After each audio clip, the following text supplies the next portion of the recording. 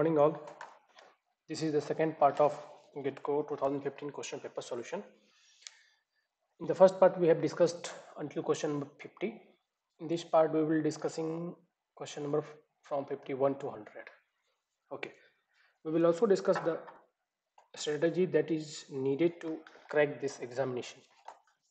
तो कल मैंने आप लोग को बताया भी था कि किस तरह से डील करना है. चलिए आगे बढ़ते हैं. Question number 51.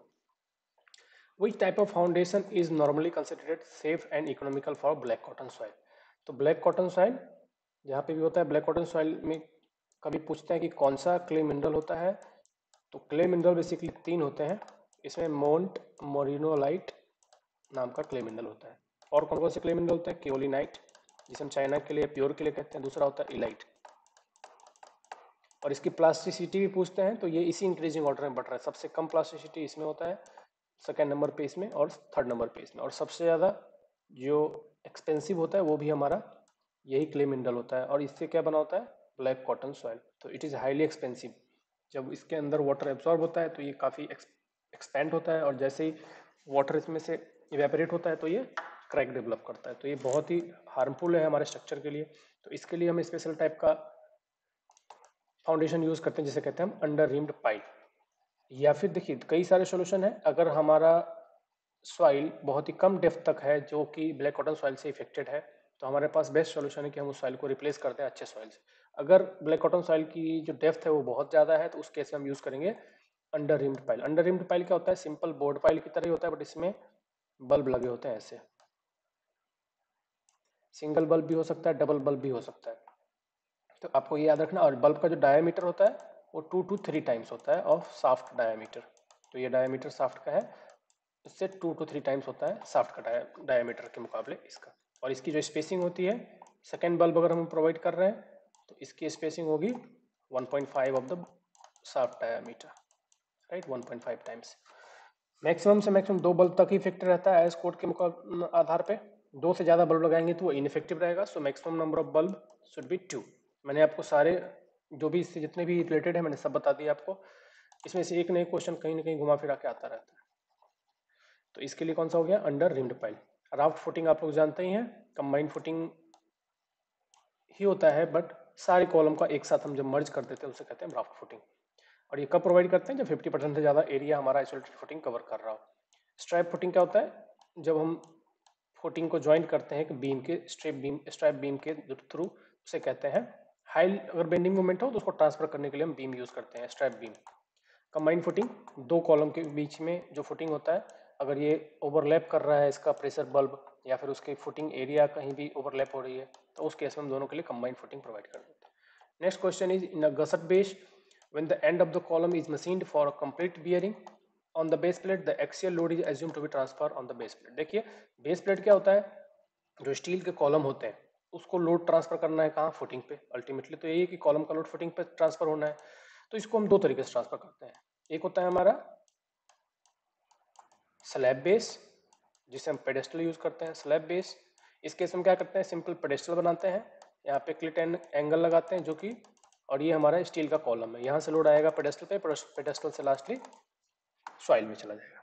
तो और दूसरा तरीका होता है, अगर लोड हैवी है, लाइट लोड के लिए हम स्लैब बेस यूज करेंगे. अगर लोड हैवी है तो उस केस में हम यूज करते हैं गसट बेस. तो इस केस में हमें काफ़ी कनेक्शंस भी डिजाइन करने पड़ते हैं, तो कनेक्शन के पास काफ़ी लोड भी होता है. तो ये पूछ रहा है कि अगर हमारा गसट बेस है और ends of the column is machined for complete bearing, तो अगर जो हमारा एंड ऑफ द कॉलम है कंप्लीट बियरिंग के लिए किया गया है, तो 50% लोड के लिए ही हम डिजाइन करेंगे डायरेक्ट बियरिंग में. और 50% कौन लेगा? फास्टनर लेगा. 50% बाई फास्टनर और 50% फॉर कॉलम. अगर दिया हो कि नहीं है, that means column is not machined for complete bearing, दूसरा क्या बनता है इसका opposite, not machined for complete bearing, then total load will be transferred by fastener. तो टोटल लोड जो है वो कौन ट्रांसफर करेगा? फास्टनर. तो याद रखिएगा 50-50 कब होगा? जब हमारा कॉलम मशीन्ड है कंप्लीट बियरिंग के लिए, मतलब उसको इस तरह से ज्वाइन किया गया है कि कंप्लीट बियरिंग ट्रांसफर हो सकता है हमारे नीचे बेस प्लेट पे. उस केस में हम 50-50% दोनों को डिजाइन करेंगे 50% लोड के लिए, कॉलम लोड के लिए. चलिए, तो ये दो चीज़ ये एज कोड में क्लियरली गिवन है एज 800 में. You can go there and read there. Next is the load on the lintel is considered uniformly distributed if the masonry. Lintel क्या होता है, मान लीजिए ये हमारा पूरा बिल्डिंग का वॉल है, यहाँ पे हमें डोर बनाना है, तो डोर है, या फिर मान लीजिए यहाँ पे विंडो भी होगा, तो कह रहा है कि और इसी के ऊपर होता है लिंटल। लिंटल काम क्या होता है, अब चूंकि यहाँ से तो हमने खाली कर दिया, ये स्पेस खाली हो गया, तो इसके जो ऊपर सुपर स्ट्रक्चर है, दैट मीन्स यहाँ पे जो ब्रिक मशीनरी है या फिर यहाँ पे जो ब्रिक मशीनरी है, इसका लोड तो यहाँ पे हमें ट्रांसफर करना पड़ेगा, तो उसके लिए हम इसके ऊपर कंक्रीट की लिंटल बनाते हैं। इसका काम क्या होता है, सिर्फ इसके ऊपर जो लोड है वो ट्रांसफर कर दे एडजेसेंट में, इधर ट्रांसफर कर दे और ये इधर ट्रांसफर कर दे, दिस इज कॉल्ड लिंटल। तो कह रहा है कि इसके ऊपर जो लोड होता है वो यूडीएल लोड होता है, तो हम कितने हाइट तक कंसीडर करते हैं, lintel masonry above the lintel is height up to 1.25 times of, मतलब कितने हाइट तक कंसीडर करेंगे। मान लीजिए यहाँ कंसीडर करते हैं, ये तो पूरा हाइट है, तो क्या हम पूरे का लोड कंसीडर करेंगे, नहीं। तो यही कह रहा है कितने हाइट तक कंसीडर करते हैं, 1.25 times of the effective span. इसकी जो भी इफेक्टिव स्पैन है उसका 1.25 टाइम्स तक जो हाइट बनेगा, सिर्फ इतने सुपर स्ट्रक्चर का ही लोड हमें कंसीडर करना है जब हम इस लिंटल को डिजाइन कर रहे हैं, कि इसको इतना ही लोड बियर करना है, ठीक है। चलिए आगे बढ़ते हैं। Slenderness ratio of the lacing bar.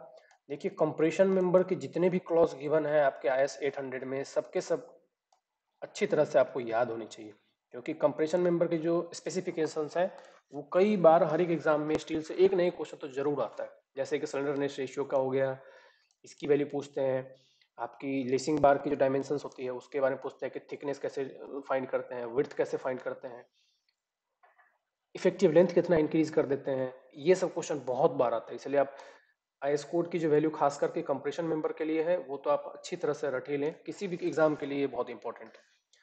तो ये होता है 145 लेसिंग जो बार है उसकी इंडिविजुअल सिलेंडर रेशियो कितनी होनी चाहिए, 145।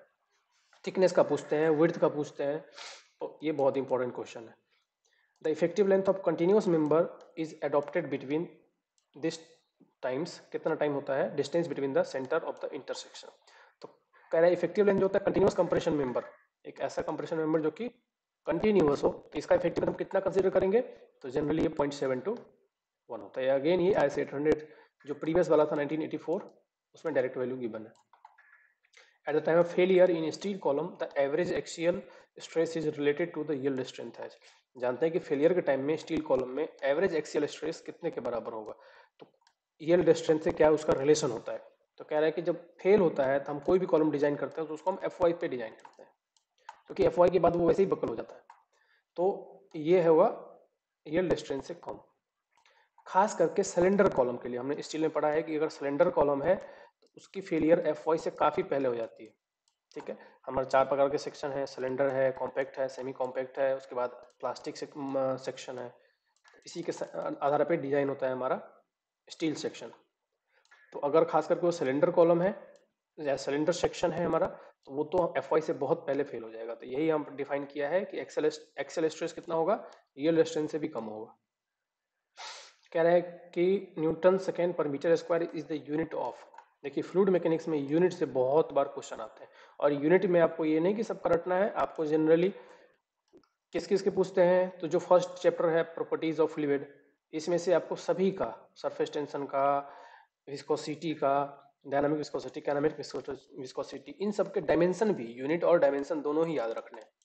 यूनिट और डायमेंशन, यूनिट और डायमेंशन आपको चेजिस कांस्टेंट का, मैनिंग्स कांस्टेंट का, ये सब की वैल्यू भी सब याद रखनी है। तो डायमेंशंस आपको ये जनरली इन सब से पूछते हैं, आपको याद रखना है। देखिए Newton second per metre square किसका होता है, डायनामिक विस्कोसिटी का, म्यू का। इसका दूसरा यूनिट क्या होता है, पॉइज होता है। दूसरा काइनेमिक विस्कोसिटी का क्या होता है, न्यू का, मीटर स्क्वायर पर सेकेंड। इसका दूसरा यूनिट क्या होता है, स्टोक्स। आपसे एग्जाम में ऐसे भी पूछ सकते हैं कि पॉइज किसका यूनिट होता है, डायनामिक विस्कोसिटी का। स्टोक्स किसका यूनिट होता है, काइनेमेटिक विस्कोसिटी का। काइनेमेटिक विस्कोसिटी का फार्मूला क्या होता है, ये भी पूछते हैं, तो dynamic viscosity divide by density. तो इस तरह से आप इन सबको रिलेट करके याद करें, तभी आप एग्जाम में क्लियर कर पाए। कुछ भी नया या बहुत ज़्यादा पढ़ने की जरूरत नहीं, बस जो एग्जाम में आ रहे हैं, जो ट्रेंडिंग है, उसी को आप बार बार पढ़ते रहिए, ताकि कुछ भी एग्जाम में छूटे ना। चलिए, तो डायनामिक विस्कोसिटी, काइनेमिक विस्कोसिटी का मैंने बता ही दिया। मास डेंसिटी किसको बोलते हैं, मास अपॉन वॉल्यूम को बोलते हैं। वेट डेंसिटी किसको बोलते हैं, वेट अपॉन वॉल्यूम को बोलते हैं। तो यहाँ से नाम से क्लियर है। इस तरह से हम इन सब का फॉर्मूला तो जरूर याद रखिए। The most commonly adopted method to provide super elevation on road. देखिए सुपर एलिवेशन क्या होता है कि जब हमारा रोड कहीं कर्व पे आने वाला होता है, जहाँ से मान लीजिए यहाँ से टर्न होने वाला है, तो क्या होगा, अगर ये स्ट्रेट रखेंगे, दैट मीन्स अगर हमारा रोड का लेवल ऐसे स्ट्रेट होगा, तो सेंट्रीफ्यूगल फोर्स की वजह से व्हीकल हमारा बाहर की तरफ टिल्ट हो जाएगा, ओवरटर्न हो जाएगा। तो उसको रोकने के लिए हम क्या करते हैं, रोड को भी टिल्ट कर देते हैं बाई इक्वल अमाउंट, जो भी स्पीड लिमिट हमने अलाउ किया है, ताकि जितना हमारा सेंट्रीफ्यूगल फोर्स बाहर की तरफ लगे उतना ही हमारा ये स्लोप भी हमें नीचे की तरफ प्रोवाइड करे, ताकि हमारा व्हीकल इक्विलिब्रियम में रहे। ठीक है, इसको बोलते हैं सुपर एलिवेशन।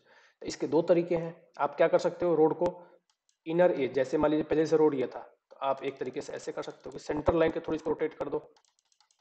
तो क्या होगा, एक तरफ आपको यहाँ पे फिलिंग करनी पड़ेगी और यहाँ पे कटिंग करनी पड़ेगी, दोनों ही करना पड़ेगा इसमें, कटिंग और फिलिंग दोनों, अगर सेंटर लाइन के थ्रू आप रोटेट करते हो। अगर आप इनर एज और आउटर एज को करते हो, तो देखिए अगर आप सिर्फ और सिर्फ इसको ऐसे रोटेट करते हैं, मान लीजिए ये पहले का पोजीशन था,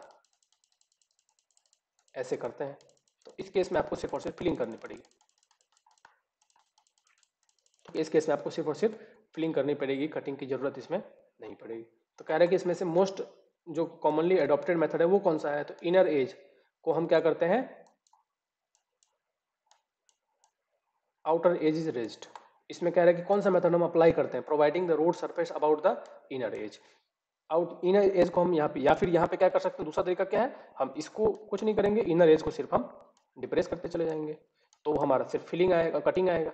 तो सिर्फ एक एज के थ्रू अगर रोटेट कर रहे हैं तो वन एज से हम काम कर रहे हैं, दोनों एज से काम कर रहे हैं, दैट मीन्स सेंटर लाइन के अबाउट हम कर रहे हैं। तो कह रहा है कि एक एज से आपको, यहाँ पे ये कटिंग वाला है कि इनर एज के थ्रू हम कट कर रहे हैं, तो आउटर एज हमारा, outer edge so that inner edge is lowered, एक तो ये तरीका भी है। Crown so that outer edge is raise, नहीं, क्राउन के थ्रू क्या होगा, क्राउन के थ्रू अगर हम रोटेट करेंगे तो उस केस में दोनों ही करना पड़ेगा हमें, कटिंग और फिलिंग दोनों।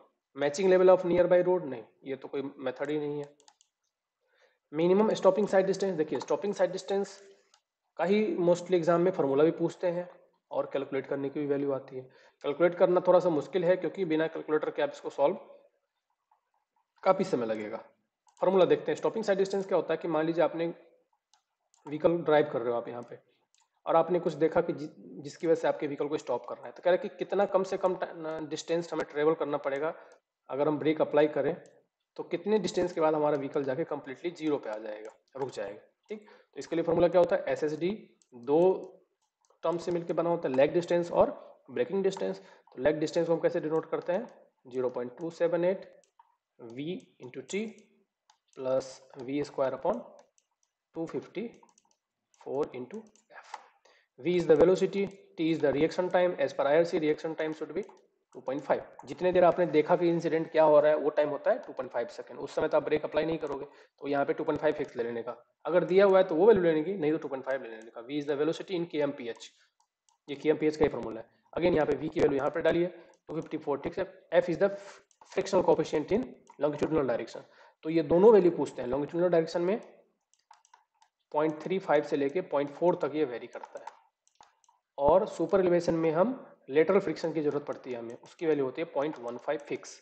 मैक्सिमम वैल्यू है ये दोनों है मैक्सिमम वैल्यू की, मैक्सिमम फ्रिक्शन हमें कितना हमें मिलेगा। ठीक है, तो चलिए ये वैल्यू है। ये फ्रिक्शन जीरो भी हो सकता है स्लिपरी टाइम पे, बट इससे ज़्यादा फ्रिक्शन हमें किसी भी कंडीशन में नहीं मिलेगा। ठीक है, न्यू टायर हो, रबर टायर हो और रोड ड्राई हो, तो हमें इतना मैक्सिमम मिल सकता है फ्रिक्शन। चलिए इसको जब हम इस फॉर्मूले में फिट करेंगे तो हमें आंसर ये मिलेगा। सिंपल है, बट कैलकुलेशन करने में आपको थोड़ा टाइम लगेगा। नेक्स्ट क्वेश्चन में चलते हैं। Damage in the large pumping main due to the water hammer can be converted by. Water hammer क्या होता है, मान लीजिए ये हमारा पाइप है, यहाँ से वाटर फ्लो हो रहा है। अब क्या कि यहाँ पे वॉल्व लगा हुआ है, किसी भी कारण से मुझे सप्लाई को रोकना पड़ा, तो वॉल्व की क्लोजर टाइम पे डिपेंड करता है कि दो प्रकार की क्लोजर होती है, सडन क्लोजर और एक होता है ग्रेजुअल क्लोजर। ग्रेजुअल में हम धीरे धीरे क्लोज करते हैं, तो वाटर हैमर का प्रेशर उतना ज़्यादा नहीं आता है, बट ज़्यादा नहीं आता। अगर हम सडनली क्लोज कर देंगे तो क्या होगा, जो ये वेलोसिटी ऑफ वेव था इसकी वजह से पाइप मटेरियल पे काफ़ी प्रेशर पड़ता है, आवाज़ भी आता है, नॉइज भी होता है, और प्लास्टिक मटेरियल, ये जो पाइप मटेरियल वो फट भी सकता है अगर हम प्रेशर को रिलीज नहीं करें तो। इन्हीं प्रेशर को रिलीज करने के लिए हम सर्ज टैंक यूज़ करते हैं, सर्ज चैम्बर या फिर सर्ज टैंक। पाइपलाइन के बीच में बहुत लंबे लंबे से टैंक लगे होते हैं जो कि फ्लक्चुएशन को झेलता है। तो क्या होगा, अगर मान लो यहाँ से पानी का ओवरफ्लो हुआ तो ये यहाँ पे आके ये इधर अब्जॉर्ब कर लेगा, तो फ्लो ऊपर चला जाएगा तो ये काफ़ी एनर्जी अब्जॉर्ब कर लेता है। इसकी वजह से फ्लक्चुएशन सर्च टैंक का और भी बहुत सारे फंक्शन है, बट प्राइमरीली इसका काम होता है वाटर हैमर प्रेशर को रिड्यूस करना। Cast iron pipes having plain ends are joint by joint which is call. देखिए कई सब प्रकार के ज्वाइंट होते हैं जो हम पानी सप्लाई करते हैं सोर्स से लेके ट्रीटमेंट प्लांट तक, या ट्रीटमेंट प्लांट से लेके जहाँ पे हमें सप्लाई करना है वहाँ तक, तो उनमें कई सारे ज्वाइंट्स आते हैं बीच बीच में। तो उन ज्वाइंट्स को आप लोग एक बार पिक्चर देख लीजिएगा क्योंकि एग्जाम में आते हैं। तो कौन से ज्वाइंट कब प्रोवाइड करना है। Spigot and socket joint cast iron या स्टील में प्रोवाइड किया जाता है। ये कुछ स्पाइगोट और सॉकेट की तरह होता है इस तरह से। तो इसको आप देखिएगा कि ये किस तरह से ज्वाइंट होता है। तो इस तरह से आप एक बार पिक्चर देख लेंगे बुक में तो बहुत आसानी से इसको याद रख पाएंगे। इस तरह से ज्वाइंट होता है। फ्लेंज ज्वाइंट होता है। फ्लेंज ज्वाइंट सिंपली दो पाइप है टेम्पररी ज्वाइंट की तरह, यहाँ पे रबर का एक मटेरियल डाल के और इसको यहाँ पे बोल्ट से टाइट कर देते हैं। इस प्रकार से फ्लेंज ज्वाइंट होता है। ड्रेसर ज्वाइंट में क्या होता है, कपलिंग होता है। कपलिंग डिवाइस होता है कि दोनों पाइप को यहाँ पे हमने इनबिल्ट कर दिया और हमने एक कपलर लगा दिया, जैसे कि हम स्टील में करते हैं ना, दो स्टील को ज्वाइन करने के लिए मैकेनिकल कपलर यूज करते हैं आज के डेट में। उसी तरह से कपलर होता है पाइप को ज्वाइन करने के लिए भी। तो ज्वाइंट्स की एक बार आप पिक्चर देख लेंगे तो आपको याद हो जाएगा।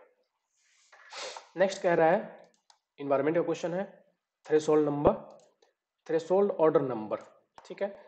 For water sample is 20 ml diluted to standard this much, the order is barely detectable is. देखिए ऑर्डर नंबर किसके लिए काम में आता है, टेस्ट एंड ऑर्डर को चेक करने के लिए। टेस्ट एंड ऑर्डर अगर किसी, और ये किसकी वजह से होता है, गैसेस की वजह से। जो गैस है H2H जैसे हाइड्रोजन सल्फाइड हो गया, ऑर्गेनिक कोई मटेरियल है, इसकी वजह से हमारा टेस्ट खराब हो जाता है पानी का और उसमें से बदबू भी आती रहती है। तो उसको चेक करने के लिए हमारे पास ये एक मापदंड है TON, थ्रेशोल्ड ऑर्डर नंबर, और इसकी वैल्यू 1 से 3 के बीच में होनी चाहिए। इससे ज़्यादा है तो रिजेक्ट कर देंगे वाटर को। तो इसको फाइंड करने का सिंपल फार्मूला क्या है, TON is equal to A plus B divide by A, ठीक है, A plus B divide by A. तो देखिए अब यहाँ पे क्या कह रहा है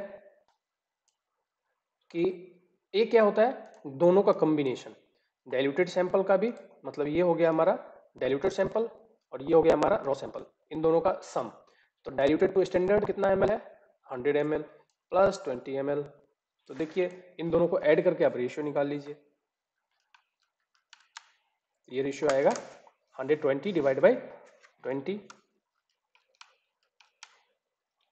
नो सॉरी, टोटल हमारा सैंपल ही दे रखा है यहाँ पे 100, टोटल मिक्सचर की वॉल्यूम है 100, राइट। तो 100/20, ये जो वॉल्यूम है ये टोटल मिक्सचर का वॉल्यूम है, राइट। तो मतलब 80 ml इसमें वाटर मिलाया गया है डिस्टिल्ड वाटर, 20 ml हमारा सैंपल है जो पॉल्यूटेड सैंपल है और 80 ml इसमें डिस्टिल्ड वाटर मिलाया गया है, राइट। तो इसमें B की वैल्यू हो गई 80 और 20 हो गई A की वैल्यू डिवाइड बाई A, तो यहाँ पे फिर 20। तो 100/20 हम जब करेंगे तो ये आंसर मिलेगा हमें 5। तो इस तरह से आप ध्यान दें कि मिक्सचर के वॉल्यूम है तब तो इन दोनों का सम ही हो गया 100, इसमें 80 ही हमने डिस्टिल्ड वाटर ऐड किया। अगर डिस्टिल्ड वाटर दिया हुआ है तो आप उस केस में हम दोनों को ऐड करेंगे। तो ये चीज़ ध्यान रखिएगा एग्जाम में। 2% solution sewage is incubated for 3 days 27 degree Celsius. देखिए ये BOD टेस्ट का है। BOD टेस्ट आप जानते हैं कि किस लिए करते हैं हम, बायोकेमिकल ऑक्सीजन डिमांड होता है इसका full form, biochemical oxygen demand. ये हम किस लिए टेस्ट करते हैं कि बायोडिग्रेडेबल कितने सब्सटेंस है हमारे वाटर में, जिसको हम, जो बायोलॉजिकल मैटर है जिसको हम डिप्लीट करते, दो होते हैं, एक होता है केमिकल ऑक्सीजन डिमांड जो केमिकली पोल्यूटेंट है, केमिकल पोल्यूटेंट है, उसको डिटेक्ट करने के लिए हम COD टेस्ट करते हैं, और एक होता है BOD जिसमें हम सिर्फ और सिर्फ बायोडिग्रेडेबल सब्सटेंस जो बायोलॉजिकल एक्टिविटी कर सकते हैं उनको डिटेक्ट करने के लिए हम BOD टेस्ट करते हैं। तो BOD टेस्ट से सिर्फ और सिर्फ बायोलॉजिकल सब्सटेंस का पता लगाते हैं। इसके लिए फॉर्मूला क्या होता है, DO कंज्यूम्ड एट 5 days, और ये 5 दिन पे करते हैं। कई बार ये भी पूछते हैं कितने दिन का टेस्ट होता है, 5 days का टेस्ट होता है 20 डिग्री सेल्सियस पे, राइट। तो ये दो चीज आपको याद रखना है, 20 डिग्री सेल्सियस पे 5 days का टेस्ट। तो DO is equal to BOD is equal to DO consumed into dilution factor, dilution factor, right. तब देखिए यहाँ पे DO कंज्यूम्ड दिया हुआ है कितना, 6 मल्टीप्लाई बाय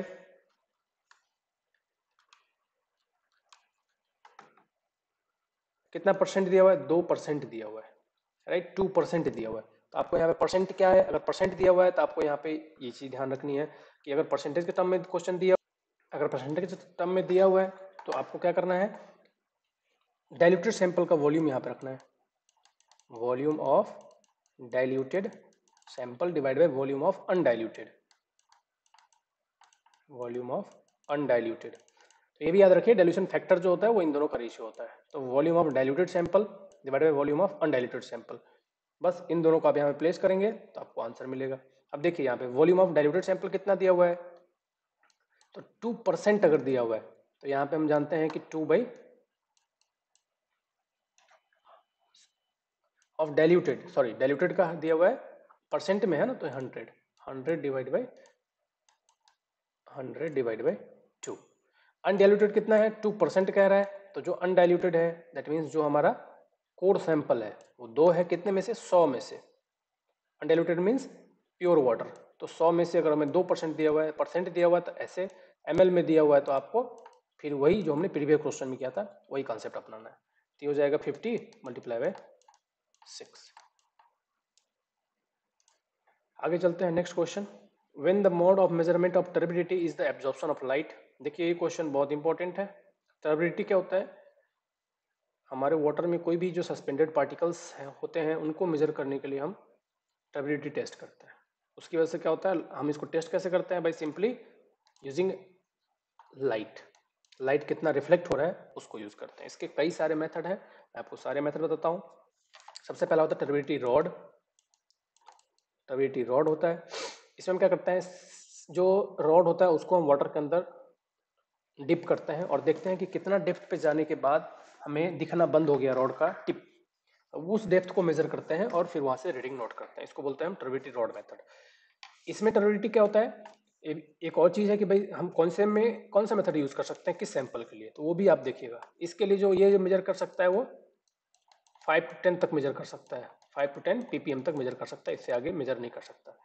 अब इसके लिए जो लिमिट है वो GOI के द्वारा, ये भी आप बहुत इंपॉर्टेंट है याद रखिएगा, सबके लिए लिमिट पूछते हैं कि फ्लोराइड का कितना लिमिट है, क्लोराइड का कितना लिमिट होना चाहिए, उसी तरह से टर्बिडिटी कितना होना चाहिए। तो एज पर GOI मैनुअल इसकी यूनिट NTU में, NTU अभी हम पढ़ेंगे क्या होता है, NTU में होनी चाहिए और ये 1 होनी चाहिए सब एक्सेप्टेबल, और अगर 10 हो गया तो रिजेक्ट कर देंगे हम। तो एक्सेप्टेबल वैल्यू भी और रिजेक्शन वैल्यू भी, ये दोनों याद रखिएगा। NTU अगर 1 है तो ठीक है, मतलब हम यूज़ करेंगे, और 1 से ज़्यादा है तो हम उसे एक्सेप्ट नहीं करेंगे, और कंप्लीट रिजेक्शन हम कब करेंगे, जब 10 हो जाएगी वैल्यू। तो ये आपसे वैल्यू भी पूछ सकते हैं कि NTU की वैल्यू बताओ to cause the rejection of sample, तो 10 होनी चाहिए, एक्सेप्टेबल के लिए वैल्यू 1 होनी चाहिए।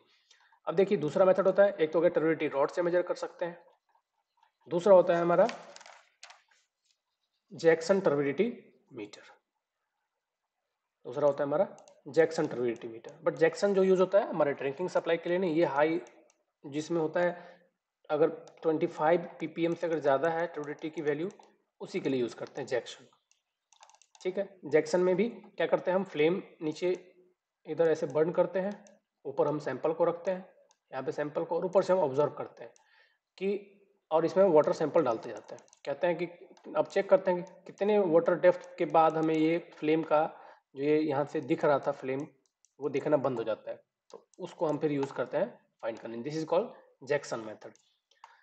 Third and fourth method is Baylis turbidity method, Baylis turbidity method and nephelometer method. ठीक है, ये दोनों बहुत इंपॉर्टेंट है, और NTU इसी की यूनिट है, नेफ्लोमीटर का यूनिट है। ठीक, एक इनमें से, इन दोनों में से एक है स्कैटरिंग प्रिंसिपल पे बेस्ड और दूसरा है एब्जॉर्प्शन प्रिंसिपल पे बेस्ड। तो देखिए बेलिश जो है, इसमें हम क्या करते हैं, जो मान लीजिए ये सैंपल है, एक लाइट को हम इंसिडेंट करते हैं, और हम जो मेजर करते हैं लाइट की इंटेंसिटी, वो इसके पैरेलली ही मेजर करते हैं कि जिस डायरेक्शन में हमने लाइट को इंसिडेंट किया था उसी डायरेक्शन में हम इसको मेजर करेंगे कि कितना एब्जॉर्ब हुआ इस सैंपल के द्वारा। ये हो गया हमारा बेलिस मेथड। और नेफ्लोमीटर में क्या करते हैं, हम इसके 90 डिग्री पे मेजर करते हैं, हम यहाँ से मेजर कर रहे हैं। ठीक है, जहाँ से हम लाइट इंसिडेंट किया, ये लाइट की डायरेक्शन ये है, तो हम मेजर करेंगे उसके 90 डिग्री पे। दोनों में यही फर्क है, बस कंसेप्ट सेम है, प्रिंसिपल सेम है, बट मेजरमेंट का तरीका अलग अलग है। इसलिए बेलिस जो हो गया वो एब्जॉर्प्शन पे वर्क करेगा, और नेफ्लोमीटर वाला जो कंसेप्ट है ये हमारा स्कैटरिंग पे वर्क करता है। तो ये कई बार आता है कि नेफ्लोमीटर किस प्रिंसिपल पे वर्क करता है और ये किस प्रिंसिपल पे वर्क करता है। ठीक है, अब चलते हैं हम क्वेश्चन पे। When the mode of measurement turbidity is the absorption of light, ठीक है, एब्जॉर्प्शन ऑफ लाइट है तो मेजरिंग डिवाइस इज कॉल्ड। तो या तो हमें कौन सा चाहिए, बेल स्टेबिलिटी मीटर, वो तो है नहीं, तो टर्बिडिटी मीटर आएगा। टर्बिडिटी मीटर में अभी हमने डिस्कस किया था टर्बिडिटी रॉड, हम उसमें क्या करते हैं, रॉड को इंसिडेंट करते हैं और देखते हैं कि कब हमें रॉड दिखना बंद हो गया। चलिए, नेफ्लोमीटर हमने डिस्कस कर लिया। टिंटोमीटर किसके लिए होता है, कलर के लिए, कलर मैचिंग करते हैं हम टिंटोमीटर से। रिंगलमैन स्केल किसके लिए काम में आता है, ग्रेड डेंसिटी ऑफ स्मोक। इसमें हम क्या करते हैं, जो स्मोक होता है वो कितना पॉल्यूटेड है उसको हम चेक करते हैं बाय कलर। इसमें कार्ड्स होते हैं, 5 लेवल होता है, 0 to 5। जितना ज़्यादा पॉल्यूटेंट है उतना कलर डार्क होता जाएगा, और 5th का जो कलर होगा बिल्कुल ब्लैक। तो अगर पॉल्यूटेंट बिल्कुल ब्लैक है that means highest level of pollution है, तो उसको यहाँ पे 0 to 5 नंबर दिया गया है। जो 0 वाला होता है बिल्कुल लाइट कलर का होता है, ग्रे कलर का, जिसमें 5 कार्ड होते हैं। और आप चेक कर सकते हो, इसको मोबाइल ऐप भी कई सारे आते हैं कि किस लेवल में स्मोक की इंटेंसिटी कितनी हाई है कितनी कम है, इसलिए उसको बोलते हैं ग्रेड डेंसिटी ऑफ स्मोक। देखिए, two source generate two noise level, इस तरह के क्वेश्चन कई बार देखने को मिलते हैं कि 2 लेवल दे दिया गया है नॉइज का, और ये डेसिबल है, इसकी यूनिट होती है, यूनिट भी पूछते हैं कई बार। तो साउंड लेवल को मेजर करने के लिए डेसिबल यूज होता है। ये बेल का जो बेसिक यूनिट है वो बेल्स है, और वहां से बनता है decibels respectively. The cumulative effect, cumulative effect पूछता है तो मैं आपको फॉर्मूला बताता हूँ, आप इसको फाइंड कर सकते हैं। तो इसका जो फॉर्मूला होता है वो देखिए,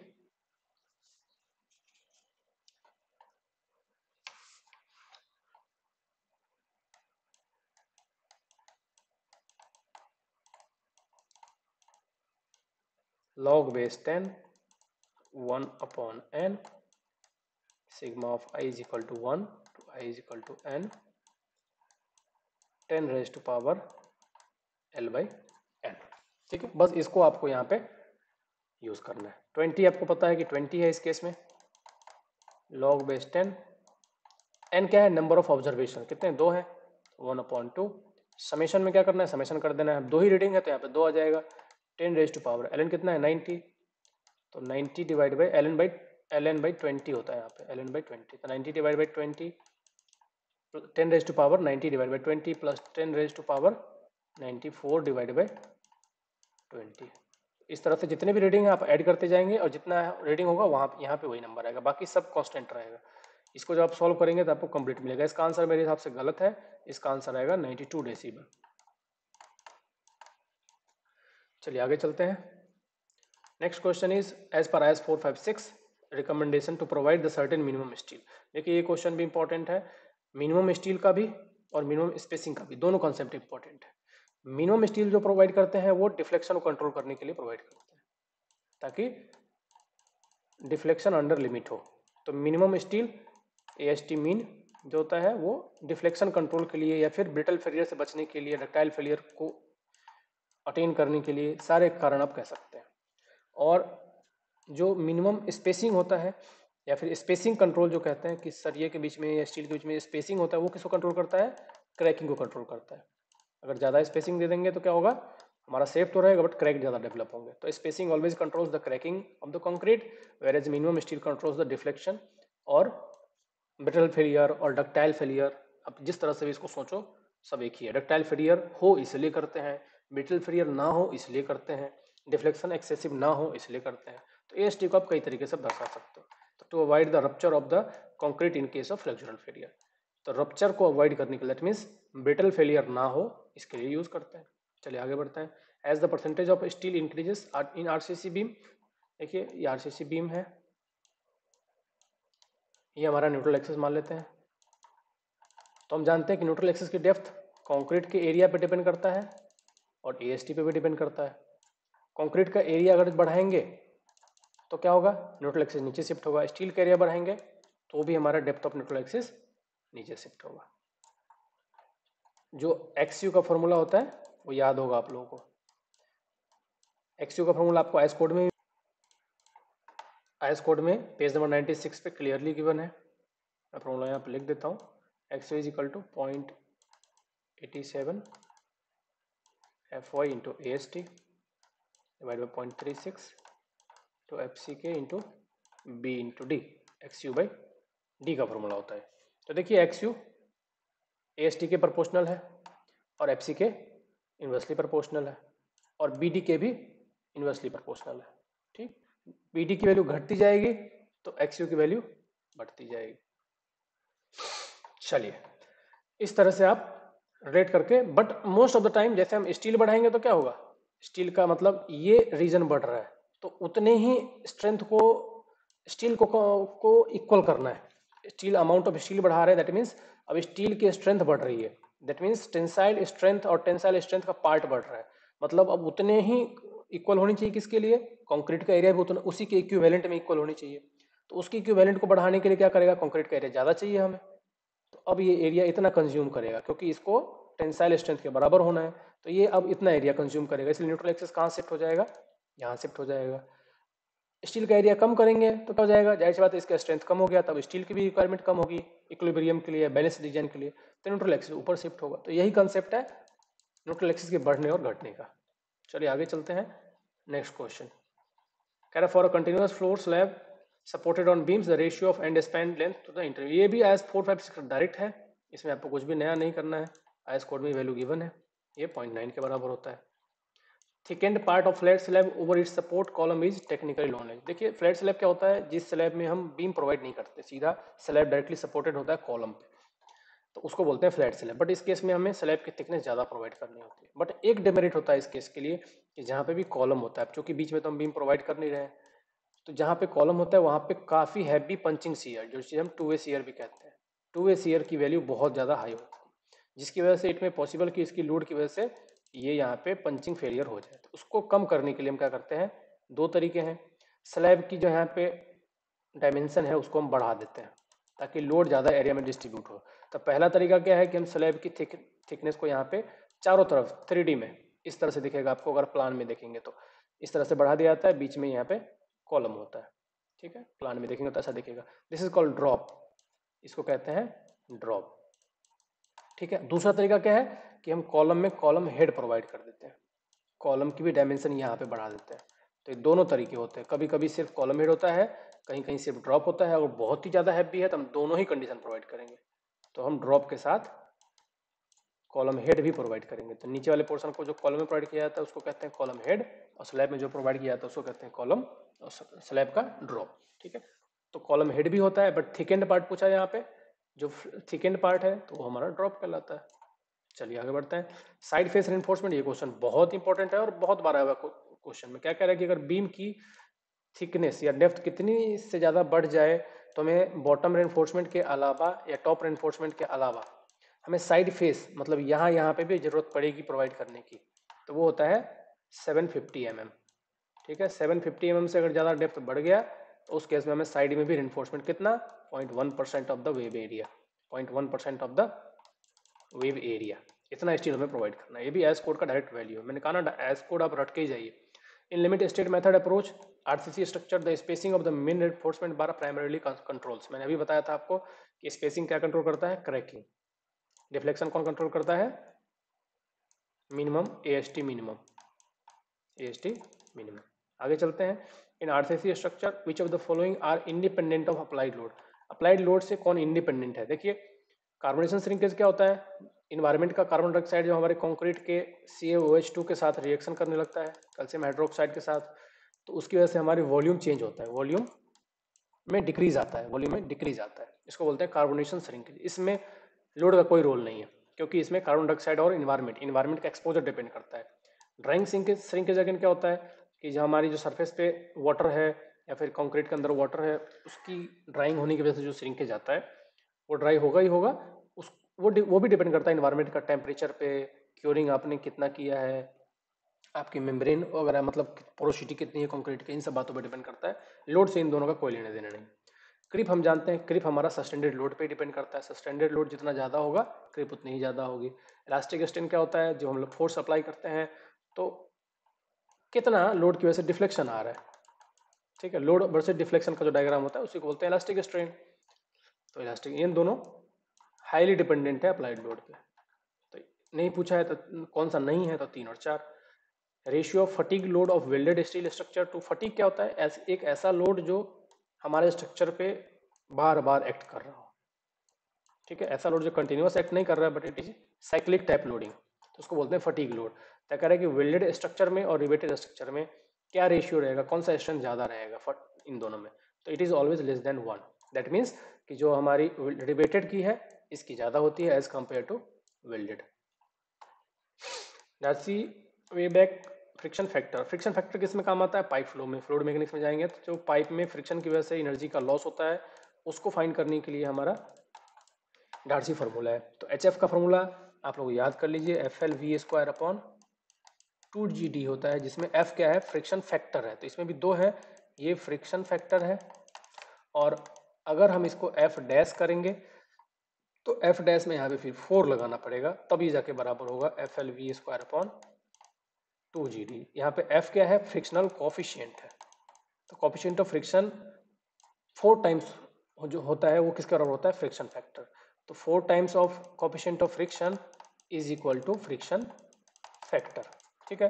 दूसरा फॉर्मूला इसी का एक्सटेंशन जो है, अगर डिस्चार्ज आपको गिवन है क्वेश्चन में तो कैसे फाइंड कर सकते हैं, तो देखिए F L Q square divide by 12.1 D raise to power 5, ये फॉर्मूला भी होता है। इसमें ये एच एफ जो है, देखिए एच एफ के लिए या फिर एफ पूछ रहा है तो एफ की वैल्यू रेनॉल्ड्स नंबर पे भी डिपेंडेंट होती है। लेमिनार फ्लो के लिए वैल्यू होती है 64 अपॉन आर ई। टर्बुलेंट फ्लो के लिए वैल्यू होती है अलग अलग रेंज के लिए तो 316 upon R E raise to power 1/4। ये होता है स्मूथ पाइप के लिए। तो इस तरह से क्वेश्चन में क्या पूछा है कि जो डार्सी फ्रिक्शन फैक्टर की वैल्यू है कंपटीशन के लिए वो किस पे डिपेंड करता है। तो देखिए फ्राउड नंबर का यहाँ कोई रोल नहीं है, पाइप थिकनेस का भी कोई आया नहीं, लेंथ है, वेलोसिटी ऑफ फ्लूइड है, डाया ऑफ द पाइप है, पाइप स्लोप का भी कोई रोल नहीं है। Reynolds number and relative roughness, Reynolds number का यहाँ पे रोल आया, एफ इज इनवर्सली प्रोपोर्शनल, और रफनेस ये होता है स्मूथ पाइप के लिए। इसी तरह से रफ पाइप के लिए फार्मूला है लॉगरिथमिक टाइम्स, इसलिए रफनेस पे डिपेंड करता है, रेनॉल्ड्स नंबर पे डिपेंड करता है, लेंथ पे डिपेंड करता है, वेलोसिटी पे डिपेंड करता है और डाया ऑफ द पाइप पे डिपेंड करता है। चलिए आगे बढ़ते हैं। Next question is firewall protect. अब जो क्वेश्चन है वो नॉन टेक क्वेश्चन है, इसको आप आसानी से कर सकते हैं। मैं फिर भी बता देता हूँ 2-4 क्वेश्चन, बट इनको आता जरूर प्रिपेयर करके जाएं। 2-4-10 क्वेश्चन तो आपको यहाँ से देखने को मिलते हैं। फायरवेल का काम क्या है, कंप्यूटर में जो भी आउट कमिंग कनेक्शन है और जो इनकमिंग कनेक्शन है, आउटगोइंग और इनकमिंग दोनों कनेक्शन को पहले चेक करेगा, उसके बाद ही एंटर करने देगा या आउटगोइंग करेगा। तो ये दोनों कंट्रोल का काम किसका है, फायरवेल का। तो attack the virus from network, कोई भी, सिर्फ वायरस ही नहीं, कोई भी कनेक्शन इन और आउट को कंट्रोल कौन करता है, फायरवेल करता है हमारा। दूसरा कह रहा है स्कैडा जो है पावर ट्रांसमिशन में किस काम के लिए आता है। तो ये स्कैडा का काम क्या है, जितने भी क्रिटिकल पॉइंट्स हैं, मान लीजिए कोई ऐसा ट्रांसमिशन है जहाँ पे आपको तुरंत पता चलना चाहिए कि यहाँ पे ट्रांसफार्मर फ्यूज हो गया है या फिर यहाँ पे कुछ बहुत ही क्रिटिकल एक्टिविटी हुई है, उन जगहों पे आपको तुरंत उनके रियल टाइम मॉनिटरिंग करनी पड़ती है। तो स्कैडा का काम ये रियल टाइम मॉनिटर करता है ये क्रिटिकल पॉइंट्स के, कि क्रिटिकल इक्विपमेंट्स को, कि भाई तुरंत अगर मान लो कोई ग्रिड में आग लग गई तो तुरंत हमें कनेक्शन को कट करना है। तो ये सब कंट्रोल किसका का है, स्कैडा का। विच सॉफ्टवेयर, क्योंकि ये चूंकि गेटको का है इसलिए आपको ये सब चीज़ थोड़ा पढ़ के जाना पड़ेगा, ट्रांसमिशन लाइन में क्या होता है, गेटको का काम ही है ये। Which software use to project management, हम जानते हैं ओरेकल क्या है, Oracle is a computer software. AutoCAD क्या है, हमारा ड्राइंग का टूल है। एनसिस क्या करता है, एनालिसिस में काम में आता है। प्राइमवेरा क्या करता है, प्रोजेक्ट मैनेजमेंट में काम में आता है। Which computer tool can be use to collect feedback in form of MCQ, हम जानते हैं कि गूगल फॉर्म क्या करता है, आपसे क्वेश्चन पूछेगा, मैंडेटरी क्वेश्चन भी हो सकते हैं, नॉन मैंडेटरी भी हो सकते हैं, इस तरह से। एक्सेल का काम क्या है, डेटा फ्रेम बनाना। ईमेल आपको पता है, चिट्ठी लिखने का काम आता है। ट्विटर पता है आपको, social media. To know the latitude और लॉन्गिट्यूड ट्रांसमिशन लाइन टावर, किसी भी जगह का आपको जानना है लैटिट्यूड और लॉन्गिट्यूड तो उसके लिए हम जीपीएस का यूज करते हैं। लिस्ट 3 इमेज क्या करता है, ये हमारा इंडिया का ही है, इसरो के द्वारा। ये हमारा ग्लोब जो है ये हमारा काम करता है remote sensing satellite, remote sensing satellite. Toposheet क्या है, पुराना वर्जन है हमारे टोपोग्राफिकल मैप का। अल्टीमीटर क्या करता है, हाइट को मापता है एयर में, ठीक है, या फिर अबव ओशियन। चलिए इसके बाद अब जो भी है नॉन टेक क्वेश्चन है इसको आप देख लीजिएगा, इसमें कुछ भी नहीं है, बस रटने वाली बात। और ये चेंजेबल भी है क्योंकि करंट अफेयर क्वेश्चन पूछते हैं, जय गर्भी गुजरात बुक पोएम किसने लिखा है। नेक्स्ट है कि कौन सा आर्कोलॉजिकल प्लेस इंक्लूड हुआ है यूनेस्को में, तो ये पहले हुआ था बट अब तो हमारा धौलावीरा भी इंक्लूड हो गया है। तो धौलावीरा हमारा पहला साइट है जो इंडस वैली सिविलाइजेशन के साइट में से जो पहला साइट है जो इंक्लूड हुआ है यूनेस्को में। ये 2004 के आसपास हो गया था इंक्लूड। लोथल के लिए भी एप्लीकेशन हमने लिस्ट दे रखी है, बट अभी तक ये एक्सेप्ट हुआ नहीं है। The present governor of Gujarat, तो अब तो हमारे पास, ये तो बहुत पुराना है, 2015 का डेटा है। अब तो हमारे आचार्य देवव्रत है। इस तरह से आप सारे क्वेश्चन एक बार नॉन टेक जो है वो देख लीजिएगा, क्योंकि ये करंट बेस्ड है, तो ये चेंजेबल है। इसमें भी आपको देखना है कि जो डे वगैरह के क्वेश्चंस हैं, या फिर कोई प्राइज विनर है, कोई अवार्ड विनर है, वो क्वेश्चंस जनरली पूछे जाते हैं। कोई सेटेलाइट लॉन्च हुआ, जैसे कि ये पूछा है, तो अभी पिछले 6 महीने में जो सेटेलाइट लॉन्च हुए हैं, जो डेवलपमेंट हुए हैं, उससे संबंधित आप सारे देख लीजिएगा। आर्टिकल से क्वेश्चन पूछता है कि पावर पार्डन जो होता है डेथ सेंटेंस का प्रेसिडेंट का, वो कौन से आर्टिकल में लिखा गया है, जिसमें वो किसी की फांसी माफ कर सकते हैं, तो आर्टिकल 72 में लिखा हुआ है। इस तरह से आप याद कर सकते हैं। इंस्टीट्यूट ऑफ प्लाज्मा, ये तो आपको पता है कि गांधीनगर में सिचुएटेड है। ठीक है, चलिए, तो ये था हमारे सेकंड पार्ट का एंड। आज से मैं फिर टॉपिक वाइज भी वीडियो डालना शुरू करता हूँ। चलिए, थैंक्स। अगर आपको कुछ भी डाउट है, कुछ भी पूछना है, तो you can comment, like the video if you like the content. Thank you, subscribe the channel. Thank you all.